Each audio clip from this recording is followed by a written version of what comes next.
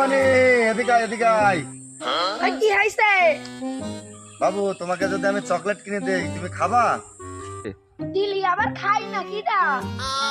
আরে তুমি আমাকে আব্বা ডাকো, তাহলে তোমাকে চকলেট কিনে দেবো। যদি আব্বা বলি চকলেট পাওয়া যায় তাহলে আব্বাই বলবো আব্বা তাহলে চকলেট দাও। ঠিক আছে বাবা, চ দোকানে চ।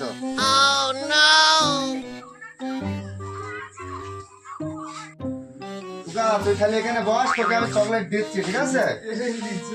দোকানদার এক বান্ডেল চিপস দাও তো। আচ্ছা ঠিক আছে, দিচ্ছি, দাঁড়াও।